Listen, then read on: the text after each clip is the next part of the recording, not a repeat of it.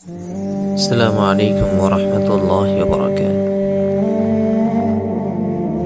সব কৃতজ্ঞতা আর প্রশংসা মহান রব্বুল আলামিনের প্রতি এবং অগণিত সালাম, দুরুদ, ভালোবাসা নবীর প্রতি,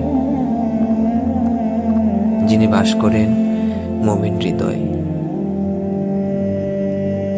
কখনো কখনো অনেক কিছু চাই, কিন্তু আমরা সেগুলো আমাদের করে পাই না। বেশ করে যেটা চাই সেটা হয় না। আবার কখনো না চাইতে অনেক কিছু জিনিস আমরা পেয়ে যাই,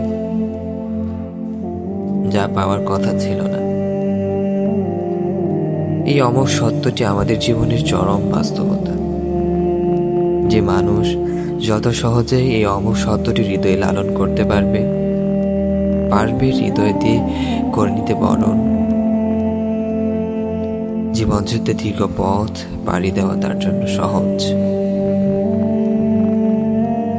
জীবনে চেয়ে কিছু না পেলে কিংবা চাওয়া জিনিসটা অপ্রত্যাশিতভাবে নিজের না হলে হৃদয় আকাশে জমে হতাশার কালো মেঘ,